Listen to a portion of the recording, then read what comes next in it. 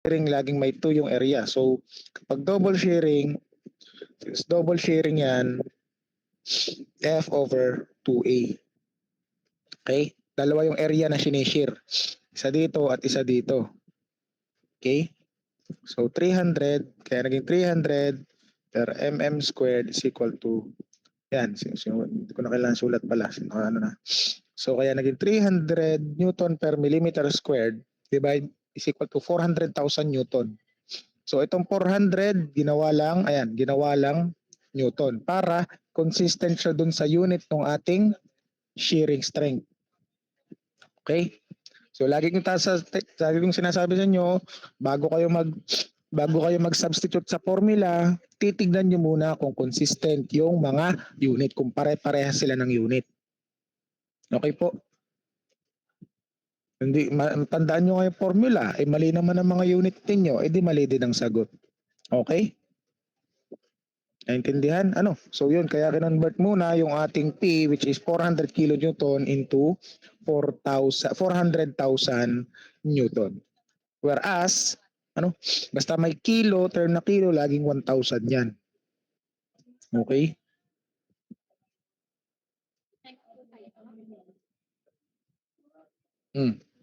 Yun. Tapos, by cross multiply, ayan. Okay? Kaya nagbigay ng sum na 29, ang sagot na 29.1346 mm. Okay? Pero kung marunong kayo mag-shift solve, kung maano yung inyong calcu, edi are. Dito pa lang, pwede na. Dito pa lang sa equation na to, pwede nyo nang i-shift solve. Pero kung walang shift solve yung calcu nyo, ito yung pinaka-solution dyan. Okay? Questions? Wala? O sige, kopya muna.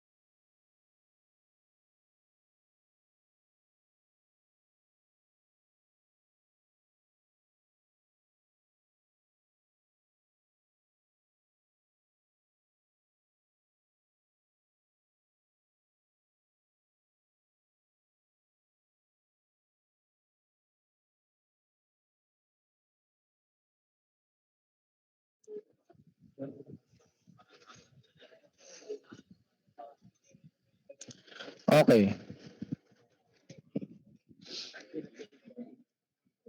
Sige, may nagkokopya pa.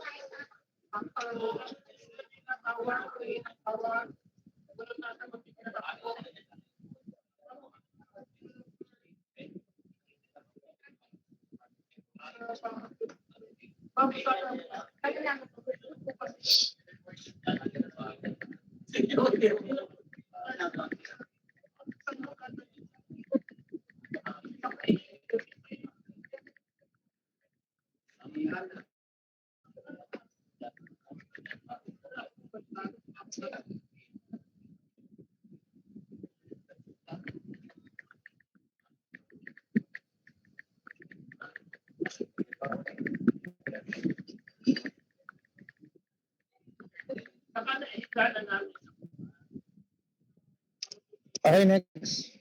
Okay. So number 4. So compute the shearing stress.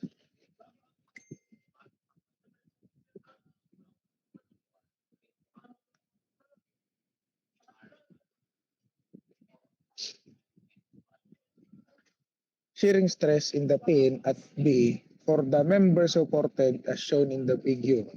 Okay. The pin diameter is 20 millimeter. So kung makikita natin, ito yung pin B. This one. So pag sinabi nating pin, kung titingnan natin dito sa figure, yun yung parang panghigpit ba? Mga pang-lock dun sa paano ko ba explain? Example, yung gunting. Di ba yung gunting nakikita nyo meron siyang lock sa gitna, yung bilog, no, na nagdudugtong dun sa dalawang blade. Na-imagine nyo ba? No? Yun. Yung example yung pag sinabi nating pin, yung pang-lock sa dalawang example yung gunting. So dito, okay, hanapin natin yung shearing stress. So kasi shearing stress, imagine nyo na lang, gunting yan, nagro-rotate yan dito. Tapos ito naggaganon din. Okay? No, nasi-shear siya. Example, yun, buti na isip yung gunting. Yun, example din nun, shearing stress din yung gunting. Since may pin nga yung gunting sa gitna. Okay? Now, ang given natin, so pin diameter is 20 mm. Okay? So, yun lang. So, dito na sa figure binigay yung given. So, the magnitude of this force, or the vector, tong vector na to, is 40 kilonewton. So, application natin nung ating mga resultant nung first discussion natin, gagamitan ulit natin ng mga gayon. Since ito ay inclined and may given angle na 35 degrees.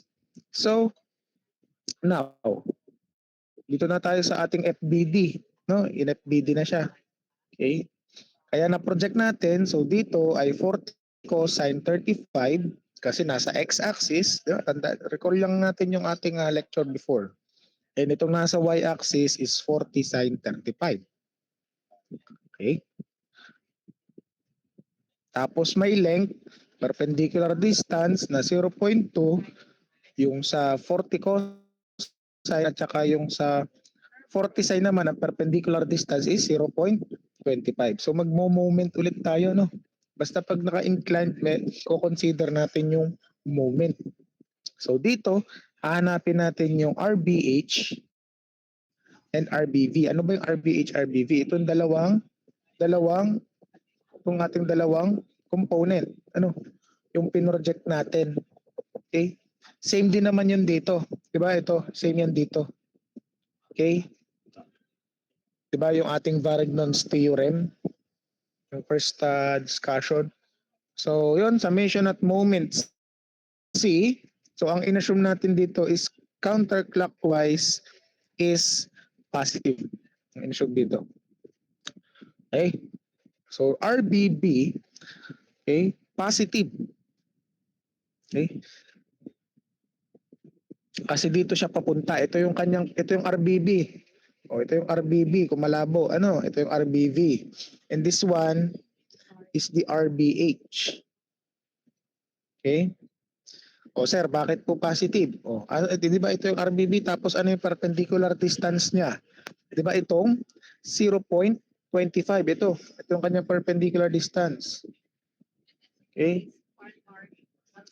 yung kanyang perpendicular distance. So, ang ikot niya is papunta din dito kay C. So, along dun sa ikot ni C kasi counterclockwise positive. So, ang counterclockwise natin is pakaliwa. So, counterclockwise yung ikot ni RBB with respect to C kasi andito yung kanyang perpendicular distance. So, kaya siya ay positive. Okay?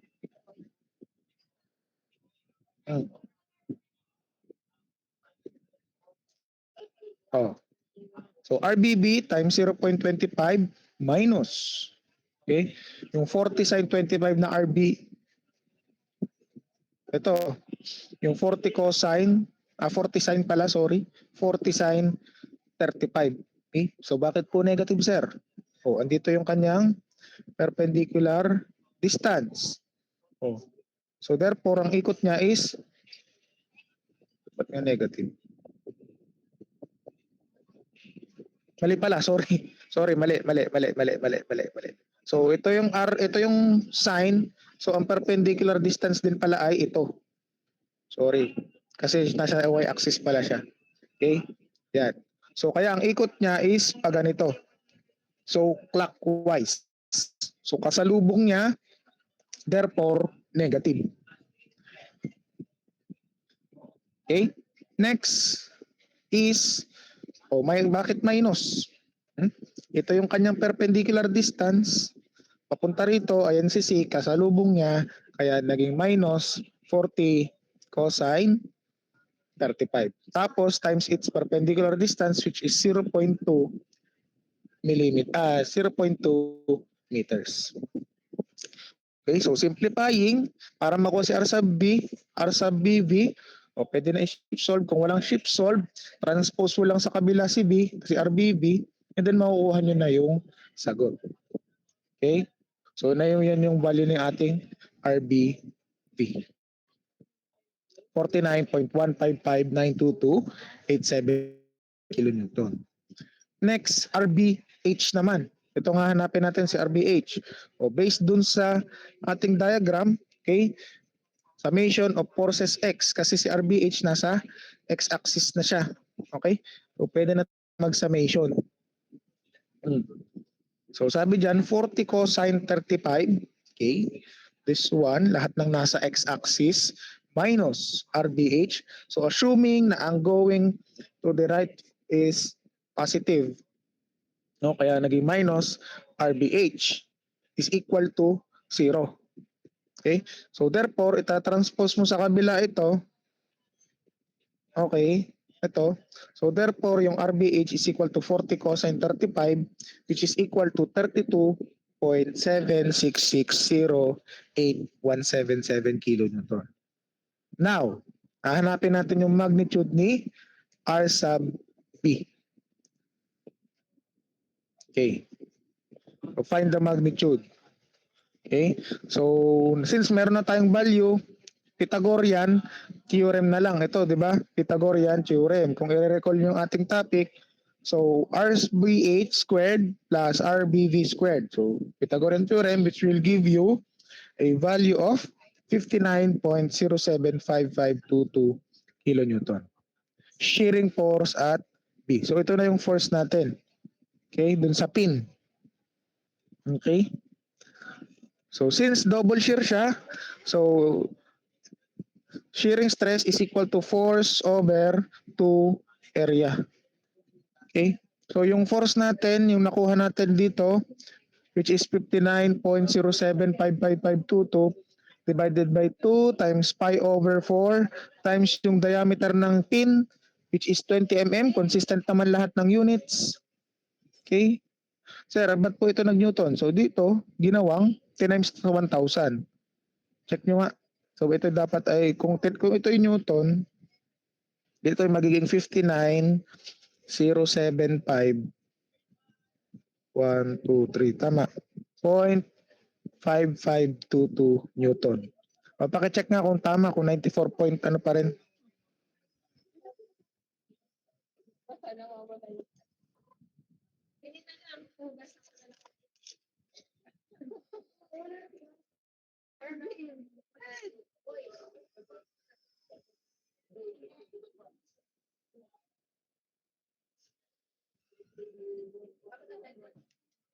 O, tama. So ito, ginawa itong Newton. Ginawa itong Newton ha. Ginawang Newton. So tinimes siya sa 1,000. Okay? So 94.0217 Newton mm squared or megapascal.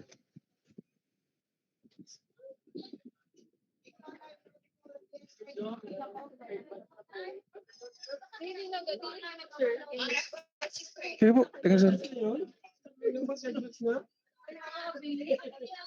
Okay, questions? Naintindihan? Okay, sige, kopya muna guys.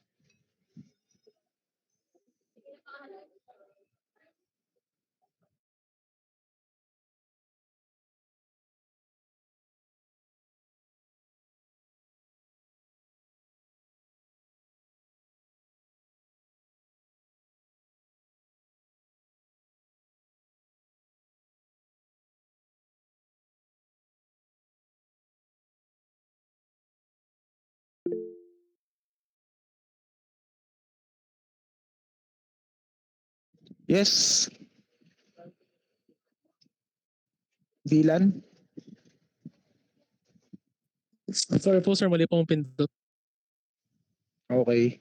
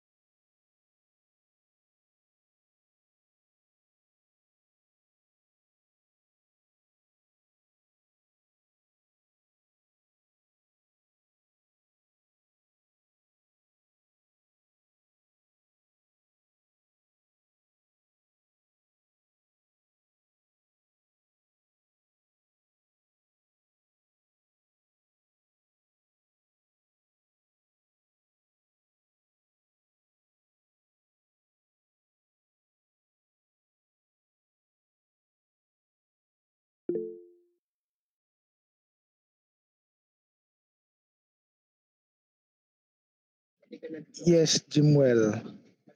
Sir, pwede pong pasay pa po ng PowerPoint. Ipipicturean ko lang po yung question pa. Ano, i-zoom? Pupunta ko sa tanong? Apa. Ayan. Ah.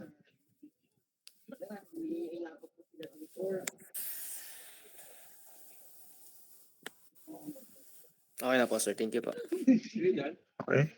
Kasi na pa pong nagkokopya, may part na kayo na hindi pa nakokopya. Ay screenshot. Okay na po ba? Pwede na pong nag-proceed. Kopya na? Pwede na? Okay, next is bearing stress. Meron another type of stress, no? Padami ng padami ang ating stress. Gusto ko kayong ma-stress, ano? So by the way, guys, yung stresses na 'yan, ano, hindi porket halimbawa matapos na tayo dito sa P6 hindi niyo na ulit ma-encounter yung mga stress na 'yan. Kaya nga nang sabi ko, ang prerequisite ng mga higher subject nyo like SRB, ano pa ba? Mga DRB, MDB, okay, mga deformable mechanics of deformable bodies, okay, lahat 'yan, ano, madadala niyo yung stress na 'yan hanggang sa mga subjects na 'yon. So kumbaga, itong physics na to, kumbaga ito yung introduction pa lang or ito yung foundation nung mga subjects na 'yon. Lahat ng engineering mechanics since ang ating major is mechanical. Okay?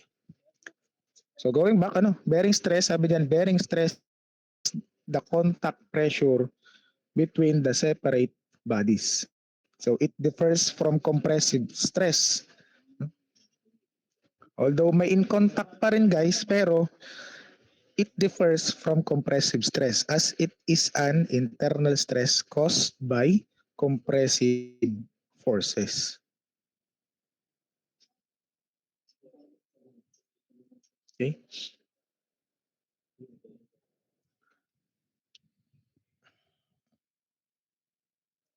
O yan. Pero ganun pa rin guys. Area S sub B is equal to force over area. Kaya lang, ang area, iba na. Ano? Okay? So let's try a problem for bearing stress.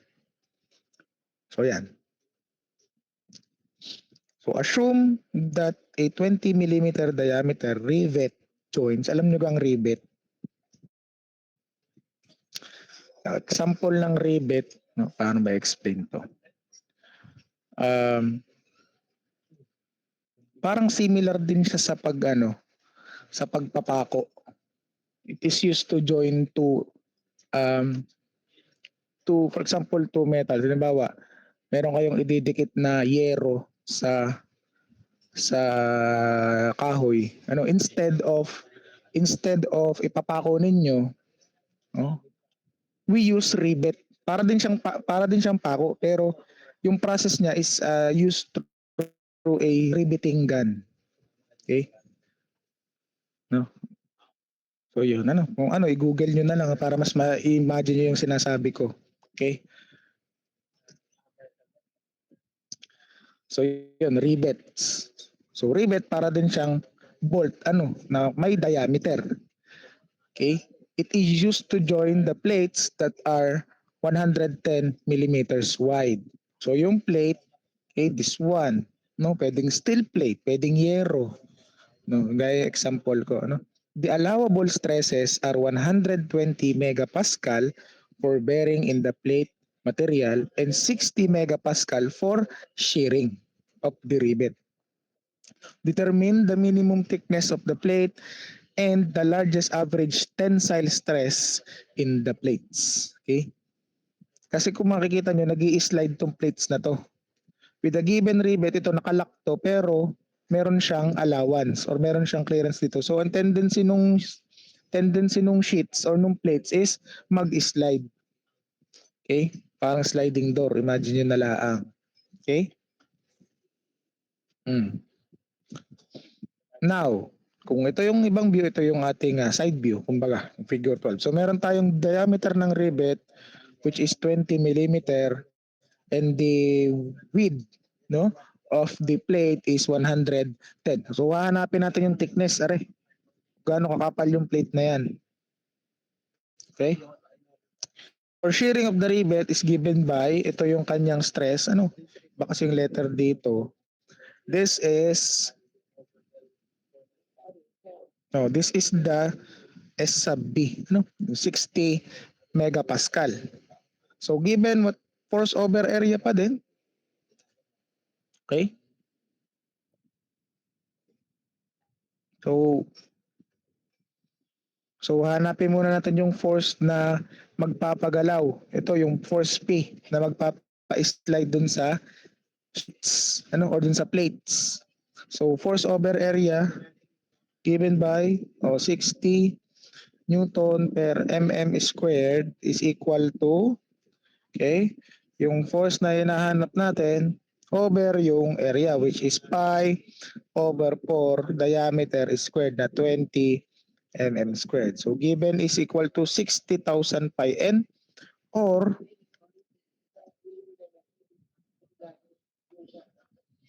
60 times pi over 4, 20 squared.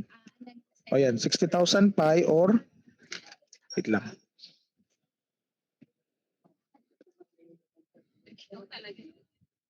or pag inan nyo sa decimal, 18849.5592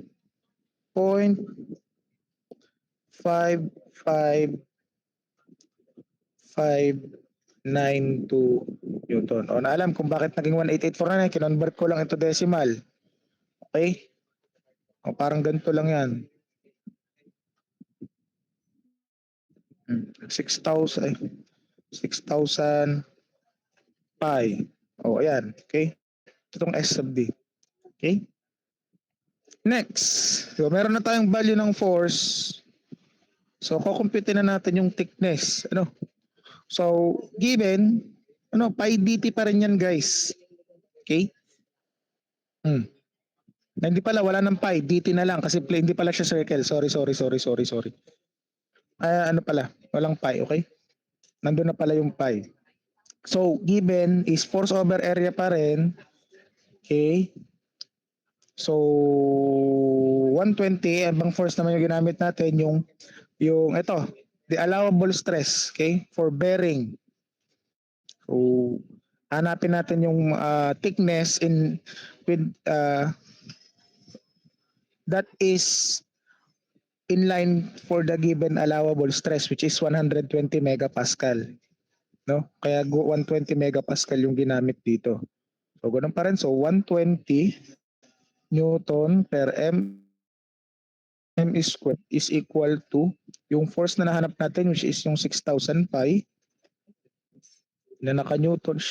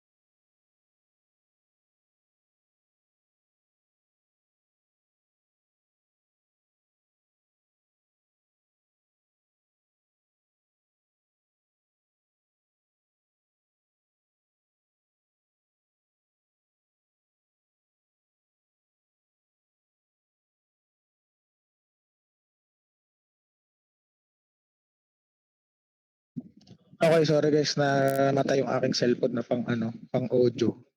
Okay? So yun. So given the force over area is equal to pi dt na lang, dt. Okay? So diameter of 20 times yung thickness. So we have a thickness of 7.853891. O pag ni-round up into 4 decimal places, thickness is equal to 7.8540. So ito yung sinasabi ko sa inyo lagi guys pag nagso-solve tayo.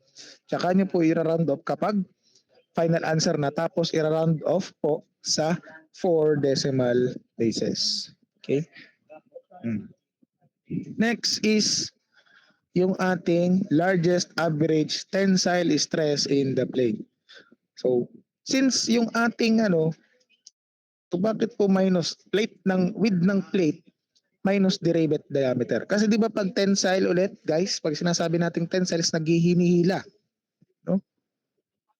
Kung titingnan natin dito sa figure, merong opposite forces na nag-a-act dun sa plate at saka dun sa rivet. Kaya ang nangyari dun sa ating area, yung thickness times the width of the plate minus the rivet diameter. Okay? So, yung ating force na 6,000 pi newtons divided. Tapos dito, pag ganyan, ginamit po guys yung whole decimal number para walang discrepancy dun sa ating final answer. No? Although, i-round up natin yung final answer sa 4 decimal places para dun sa thickness. Okay? Pero since kailangan dito ulit yung thickness dito sa equation na to, gagamitin natin yung whole decimal places yung buong sagot. Okay? So yan, 6,000 pi divided by yung thickness times the plate of the width, 110 minus 20. Since consistent naman lahat ng unit, ang ating sagot is 26.6667 newtons or newton per square mm or mega pascal. Okay? So that is your final answer. Questions? Siguro naman nakopya nyo na yung problem, Nakopya na ba yung problem, guys? O sige, yung solution na lang. Kopya.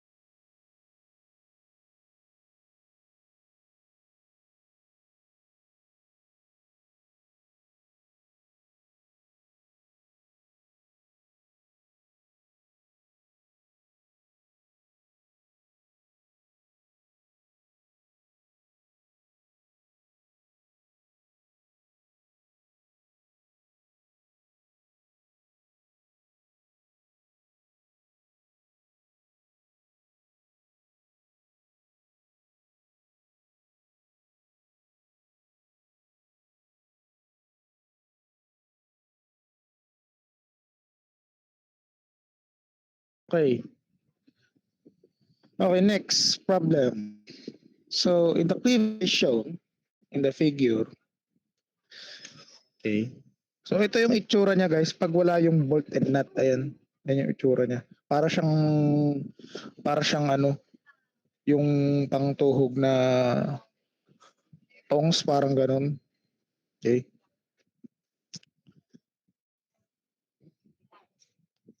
So, find the minimum bolt diameter and the minimum thickness of each yoke that will support the load P, which is 14 kips. Without exceeding a shearing stress of 12 KSI and a bearing stress of 20 KSI. Okay. Hmm. So given, meron tayong load P at saka shearing stress of 12 KSI and bearing stress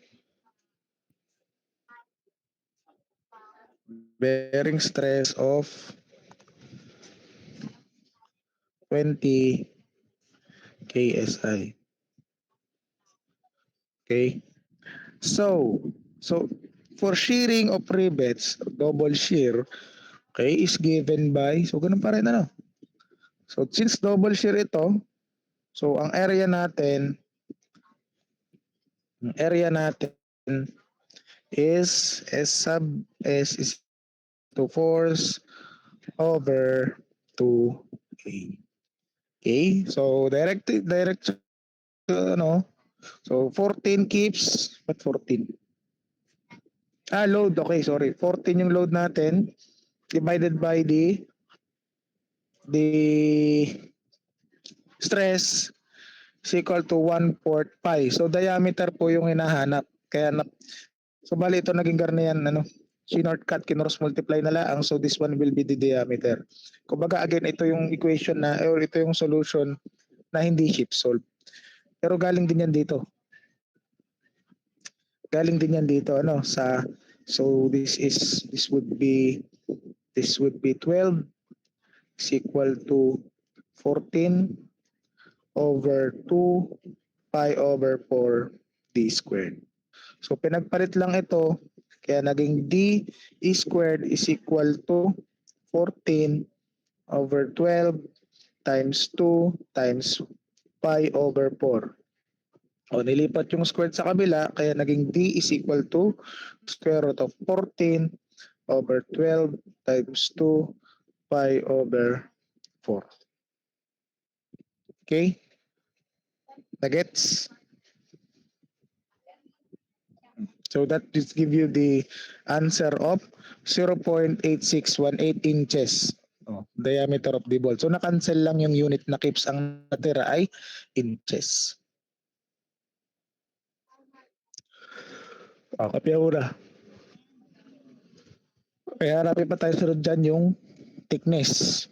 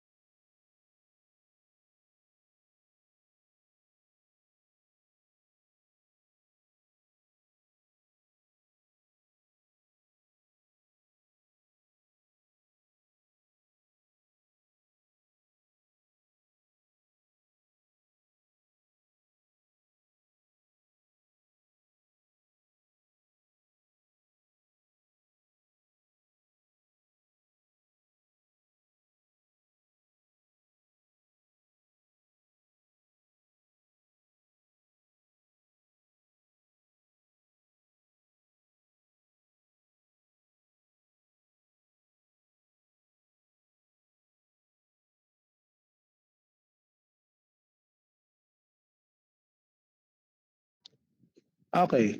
So for the thickness of the yoke, okay? So given yung ating load na 14 kips is equal to 20 kips na bearing stress. So ito yung yoke mismo, yung parang nag-hold sa kanya. Yoke ito. Okay? Yan. So hinahanap itong thickness ng yoke. Okay? So for the bearing, given ay S sub B is equal to force over area pa din yan. Okay?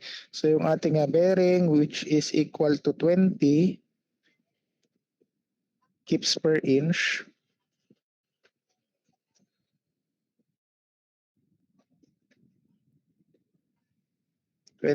Kips per inches squared is equal to yung force natin na 14 kips over 2 since double shearing 2 yung area 2 times the diameter which is yung nakuha natin dito ginamit yung whole decimal places times thickness. So we'll give you a thickness of 0.4061 inches. Okay?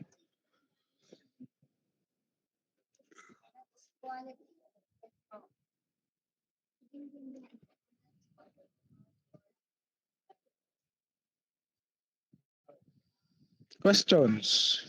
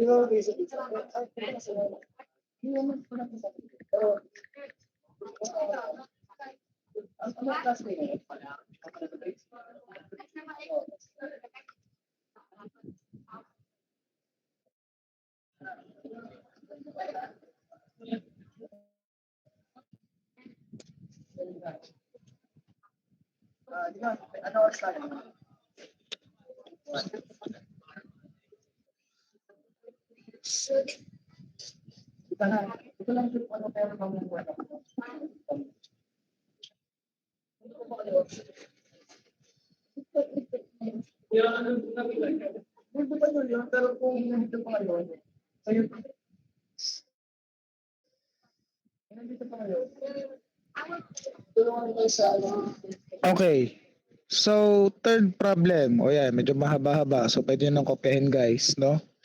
So, a 7/8 inches diameter bolt having a diameter at the root of the threads of 0.731 inches is used to fasten two timbers together as shown in the figure. So, this one.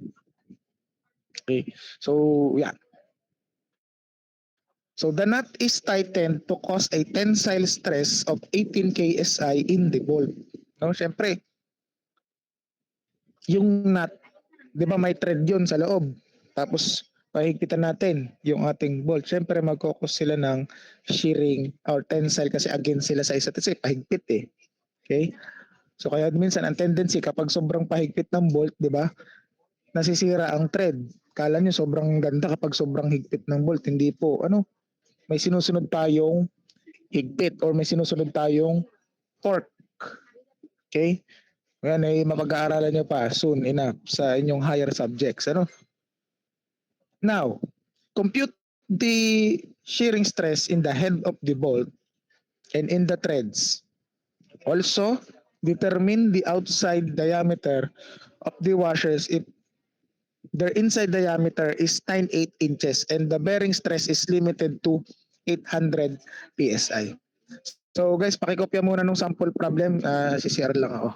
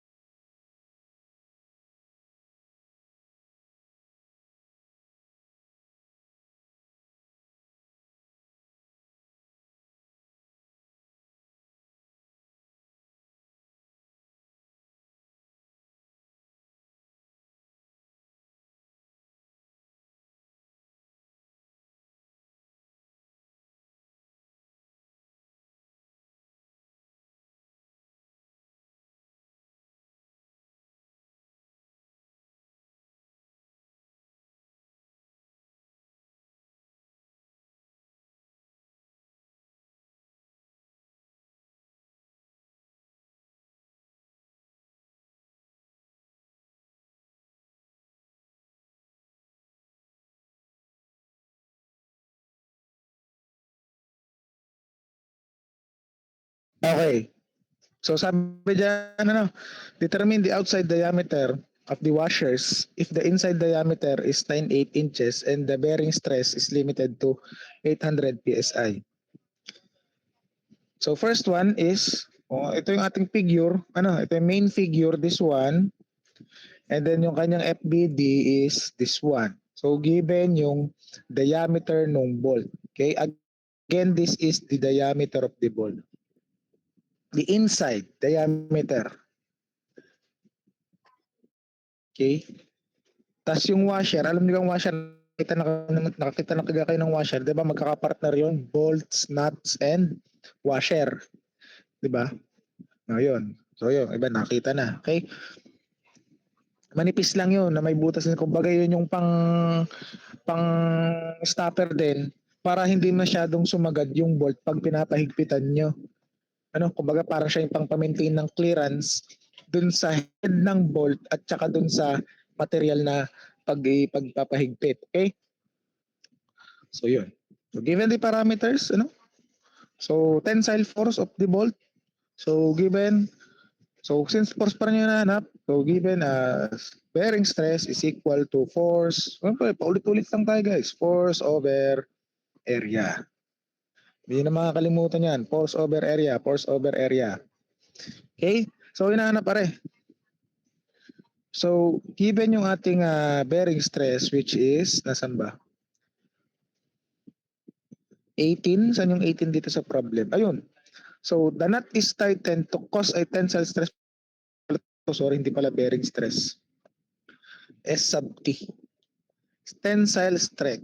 Tensile stress of 18 kips per inches squared is equal to yung force na hinahanap times yung area. Pi over 4 diameter. Ano yung diameter natin nung bolt? 7 over 8. Okay? 7 over 8 squared. So we give the force of 10.82376844 kips. Next is yung ating shearing stress na. Since meron na tayong force, kukuha na natin yung shearing stress, okay, with a given area. So since single shear lang naman to guys, edi ang area ay walang 2. Unlike nung dito sa past problem, dalawa. Ito yung isa. Na pang shear. So this one, isa lang. So kaya ang area dyan is pi dt lamang. So given yung ating shearing stress, okay, malilito sa T ha. Okay, shearing stress is equal to F over area pa din yan. Okay? F over area.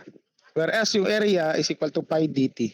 So shearing stress, yung nakuha natin, ayan, yung 10.82376844 divided by pi times yung diameter and then yung thickness. Given yung thickness, this is 1/2 inch or 0.5. Ayan, given. Hindi sinabi sa problem pero inano dun sa illustration sa drawing. Okay, so we have a shearing stress of 7.875 kips per inches squared. Shearing stress in the threads. Alam niyo yung thread, yung thread, yung pang kapitan, yung pa-zigzag dun sa mga bolts and nuts, So, yun ulit, force over area, kaya lang iba na yung diameter. Ang gagamitin natin diameter, yung diameter ng threads, root diameter. So, given of 0.731 times 5 over 8 na thickness nung bolt. Okay? So, given shearing stress is this one. S ulit, baka malito ko sa T. Okay? Shearing stress is equal to 7.5410 kips per square inch. And next one, isa pang pinapahanap, the outside diameter of the washer. So, parang hollow. Di ba pag sinabi kong hollow, kagaya kahapon, nag-discussion natin kahapon, Okay? Siyempre, yung washer natin, ayan, meron siyang outside diameter which is this one. Okay? And inside diameter. So, given yung ating inside diameter. And siyempre, meron tayong thickness. Ito. Okay? Ito. Parang donut. Di ba? May thickness. Okay? Now, to determine the outside diameter of the washer, kung i-recall natin yung discussion natin kahapon, anong area kapag hollow? Area is equal to pi over 4 times DO squared, outside diameter squared, minus inside diameter squared. Yan yung area kapag hollow. Diba?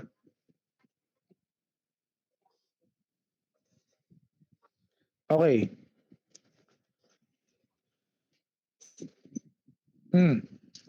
Given yung ating, nakuha natin ating force kanina which is 10.82 to 82376844, okay, is equal to, sir, bakit po may 1,000? No? Tinimes siya para makancel yung kips. Ano?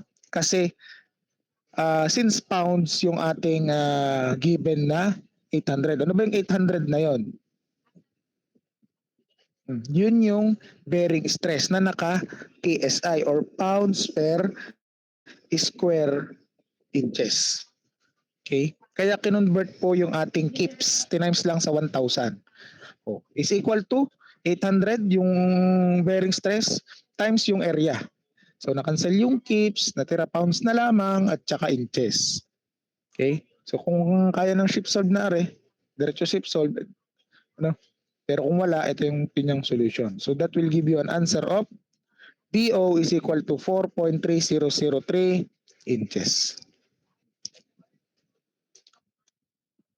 Ulit-ulit lang ano tayo sa force over area. Tandaan lang yung mga iba't ibang area ng iba't ibang shapes. Pag hollow, cylindrical, solid cylindrical, doon lang naman na yung thick, pag may kino-consider na thickness, pi dt. Okay, pag tensile, pag punching. Okay? Questions? Questions? Wala po. O sige, kung wala po, kopya. Saan bang part? So, okay na ba dito? Okay?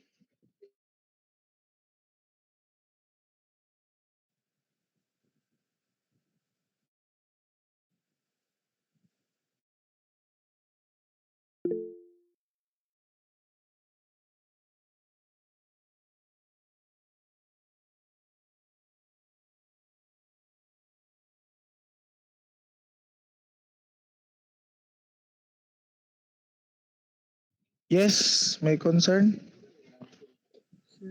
Jamal? Apa, sir. Pwede pong pataas-taas ito.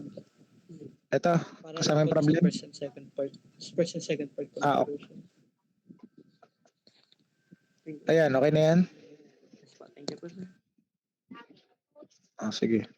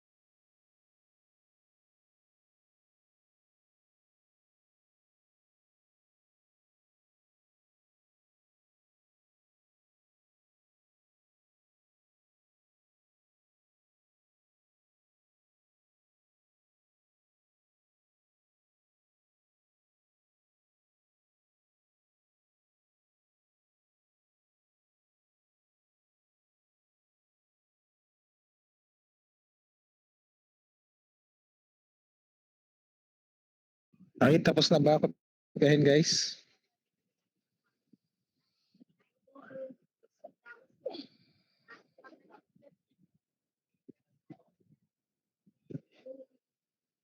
No, itong part na to. Ulo. O yung diameter mismo, nakopya na. Itong maiksi na lang na to.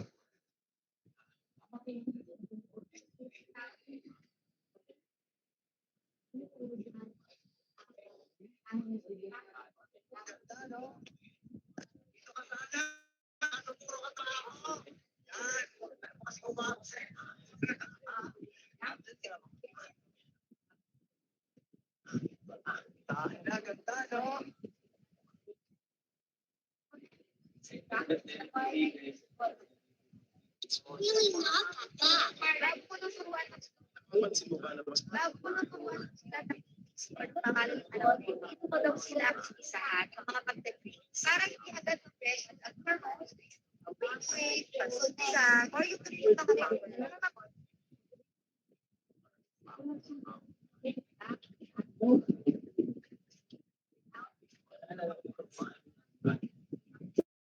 Practice lang. Napapansin mo ba na mas mahal ang gasolina sa Shell kumpara sa ibang gas stations?